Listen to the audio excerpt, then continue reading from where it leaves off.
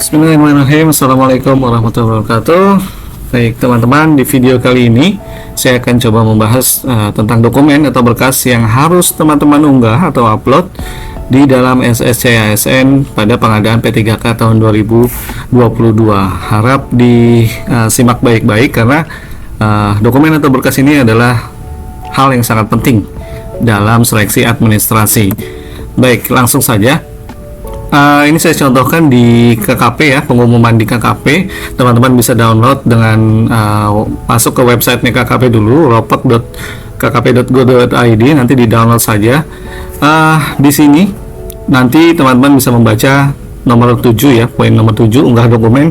Pelamar mengunggah dokumen asli dalam bentuk scan ke SSCN ya, SSC ASN yang meliputi. Nah, ini tampilan yang ada di SSC ASN. Di video sebelumnya saya sudah jelaskan ya cara atau tutorial mendaftar di SSC ASN. Baik, ini kita fokus ke dokumen-dokumennya. Yang pertama, ini ada surat lamaran.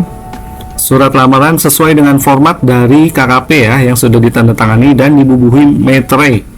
Nah, ini ada ukuran maksimalnya 1000 KB atau 1 mega dalam bentuk PDF. Wajib. Nah, kemudian ada surat keterangan berpengalaman kerja. Oke, nanti kita bahas satu persatu. Ini sekilas saja dulu ya. Nanti ada draft dari BKN yang teman-teman bisa download juga. Kemudian ada KTP, lalu surat pernyataan, ijazah asli, transkrip nilai, dan terakhir pas foto terbaru. Baik, kita coba bahas satu persatu, mulai dari yang atas. Ya, di sini jenis dokumen yang pertama yaitu surat lamaran, maksimal 1000 KB. Baik, ini adalah keterangan dari pengumuman di KKP. Kita baca, lamaran ditujukan kepada Menkp, Menteri Kelautan dan Perikanan, CQ Ketua Panitia Pengadaan P3K Formasi tahun 2022. Diketik dengan menggunakan komputer dan ditandatangani pulpen ya, dengan pulpen bertinta hitam, dan wajib dibubuhkan e-meterai atau meterai tempel 10.000. Nah, formatnya seperti apa? Ini nanti teman-teman di dalam pengumuman formatnya di lampiran 3 ya.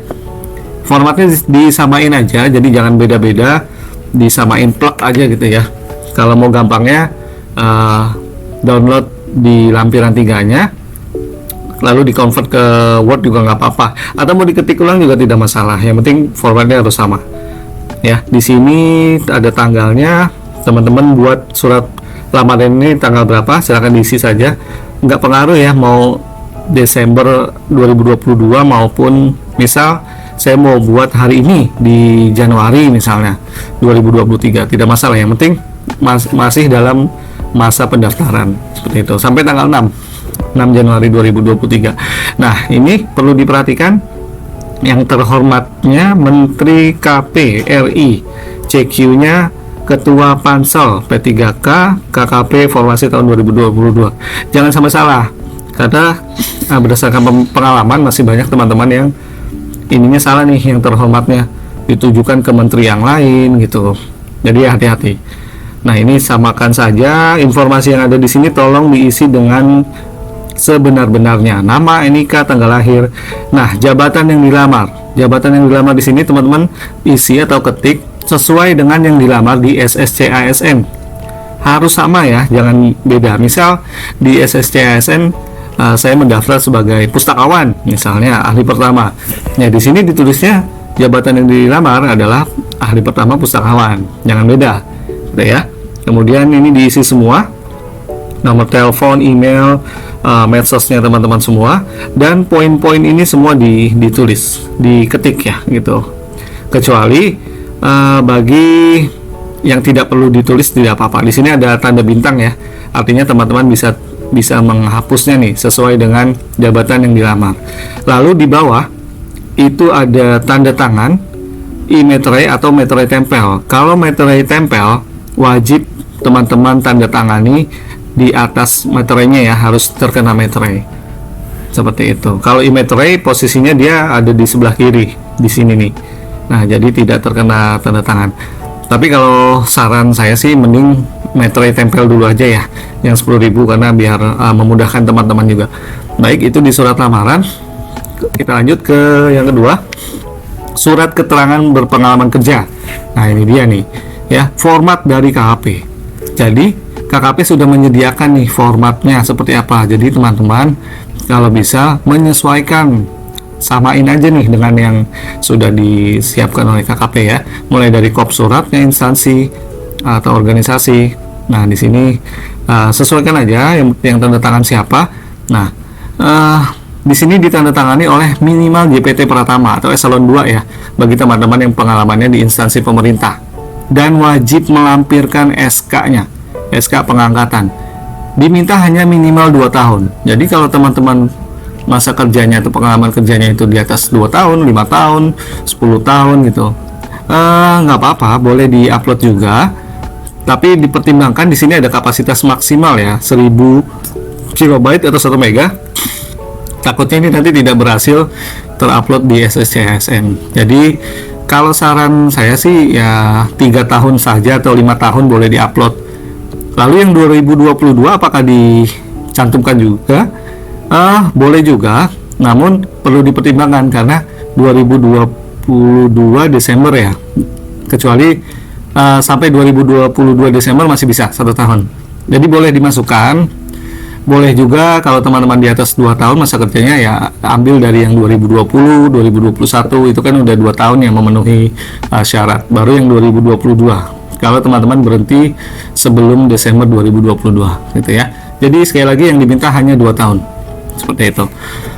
Oke, jangan lupa kalau teman-teman yang di luar instansi pemerintah, yang swasta maupun yayasan, lembaga swadaya atau yang lainnya, itu tetap harus ada surat pengalaman kerjanya. Kalau bisa sesuai seperti ini. Kalau memang sudah sesuai dengan format dari perusahaannya masing-masing, itu juga tidak apa-apa. Namun yang perlu dipahami adalah penandatangannya.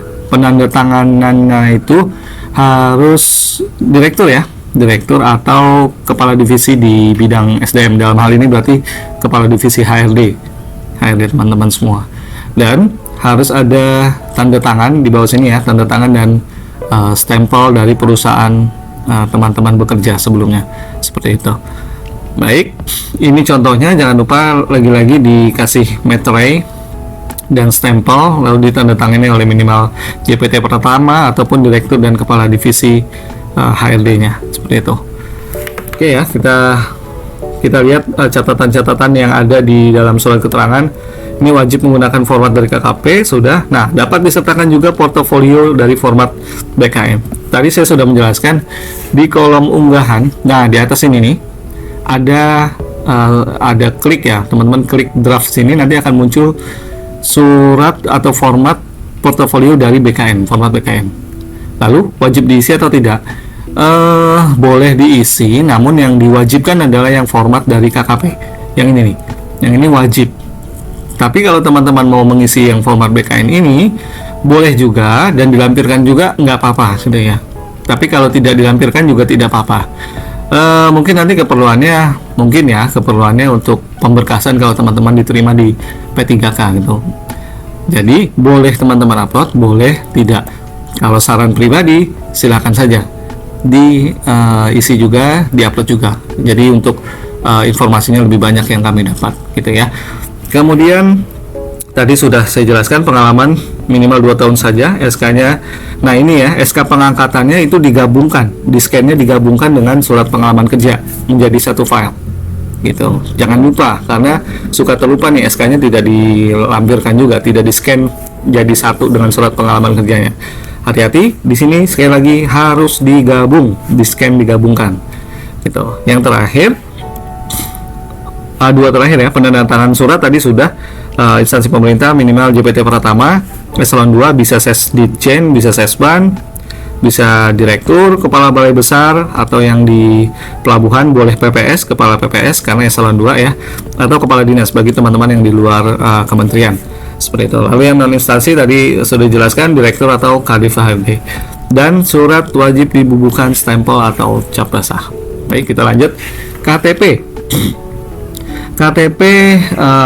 ini yang pastinya harus iKTP ya, harus KTP elektronik. Kalau KTP-nya hilang, teman-teman bisa mengurus ke Dukcapil setempat, lalu nanti akan mendapatkan surat keterangan hilang kalau tidak salah ya, atau surat pengganti sementara. Nah, ini contohnya seperti ini, hanya contoh ya, teman-teman bisa berkoordinasi dengan Dukcapil setempat kalau hilang ya.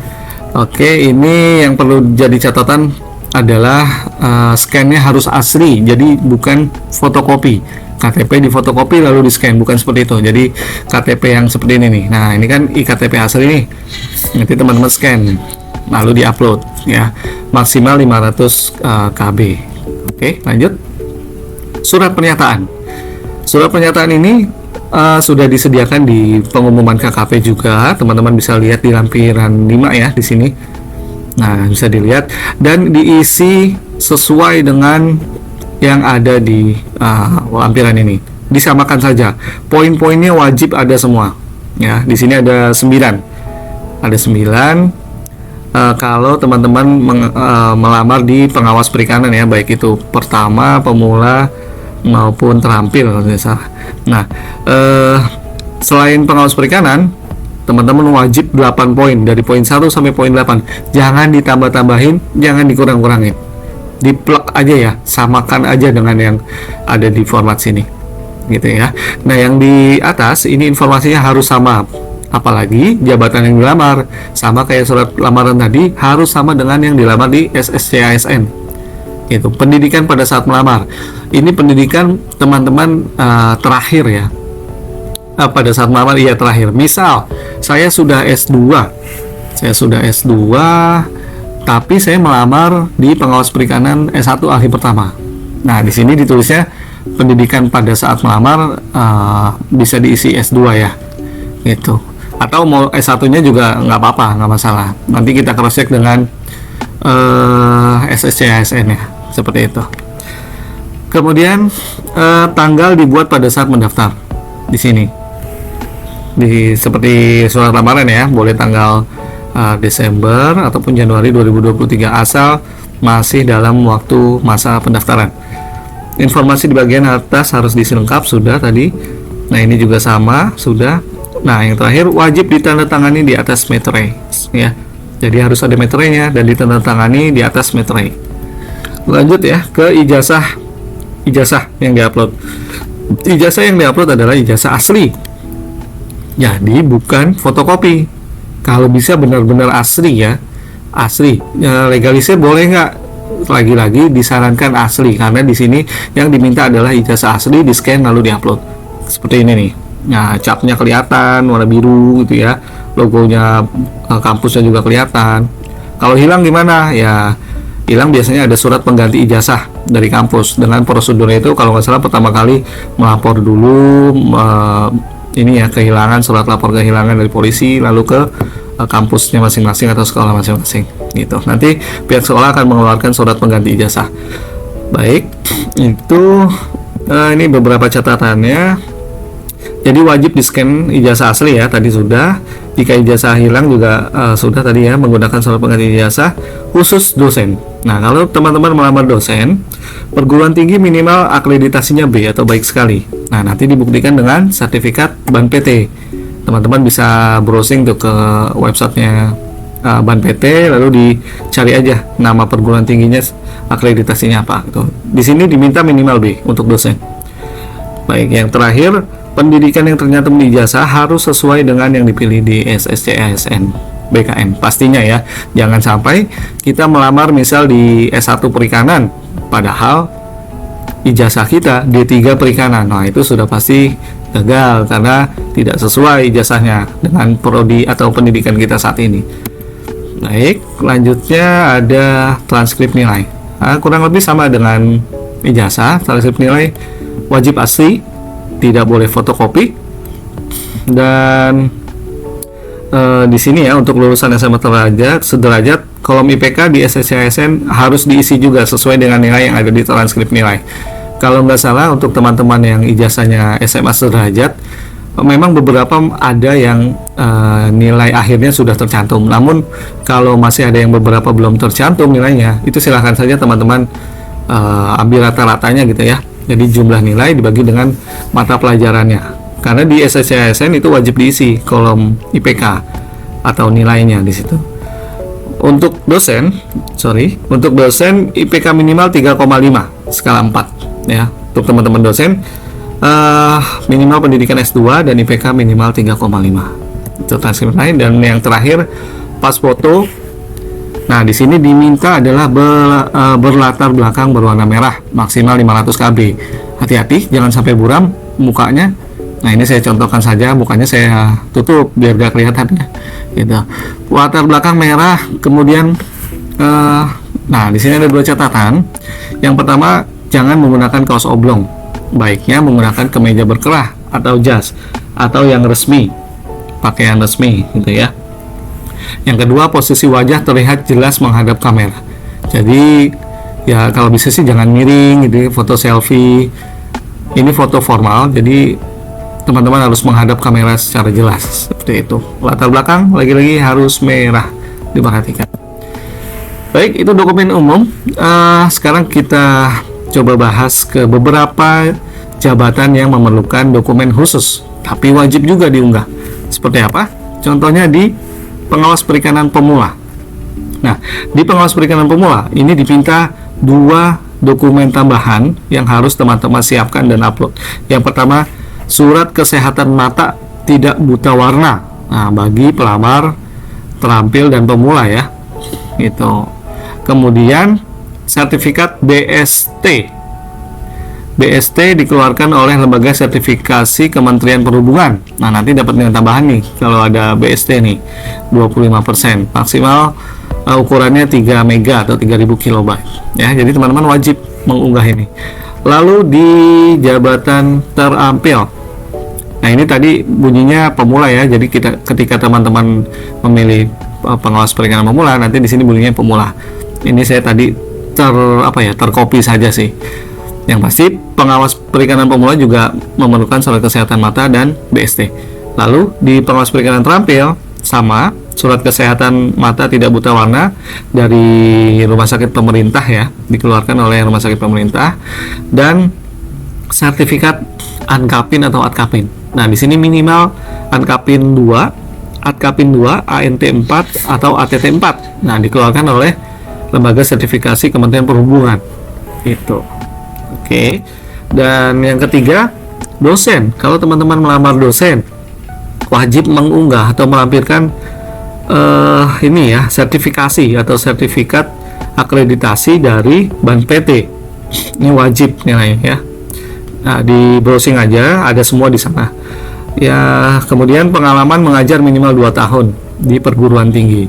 Jadi untuk teman-teman yang ingin melamar dosen, diminta juga surat pengalaman mengajar minimal 2 tahun di perguruan tinggi, gitu ya. Baik, lanjut. Sini ada pengelola barang jasa, pengelola pengadaan barang jasa, ahli pertama. Di sini teman-teman diminta sertifikat keahlian pengadaan barang jasa tingkat dasar atau level 1. Oke. Kemudian instruktur ahli pertama diminta sertifikat metodologi level 3. Kemudian pustakawan pertama dan terampil diminta sertifikat kompetensi pustakawan. Nah, yang masih berlaku. Nah, ini perlu diperhatikan, masih berlaku dan diterbitkan oleh LSPI pustakawan. Gitu. Kita balik ke pengawas tadi. Untuk BST yang pemula ini tidak disebutkan masa berlaku ya, atau yang masih berlaku. Jadi untuk BST yang sudah tidak berlaku pun masih bisa. Itu teman-teman yang pemula masih bisa melamar di sini karena tidak dipersyaratkan oleh KKP. Beda dengan yang pustakawan tadi ya, diminta sertifikat kompetensinya yang masih berlaku. Mungkin itu dokumen-dokumen yang teman-teman wajib unggah dan teman-teman wajib perhatikan sebelum melakukan submit ya, sebelum melakukan submit di SSCSN, agar nanti setelah tanggal 6 Januari seleksi administrasi sudah di close, teman-teman bisa lulus minimal di seleksi administrasi gitu, karena sudah memahami rambu-rambu dan memahami aturan-aturan yang ada di pengumuman KKP terbitkan tadi. Itu mungkin, terima kasih sekali lagi. Kalau ada pertanyaan terkait seputar pendaftaran ataupun pengadaan P3K 2022, silakan teman-teman langsung menghubungi CS resmi KKP ya. Silahkan lihat di pengumuman KKP, bisa lewat medsos resminya, bisa lewat website resmi, email resmi, dan WhatsApp CS juga standby seperti itu. Baik, terima kasih sekali lagi. Jangan lupa like, comment, share, and subscribe. Ditunggu video selanjutnya. Semoga video ini membantu teman-teman semua. Terima kasih. Assalamualaikum warahmatullahi wabarakatuh.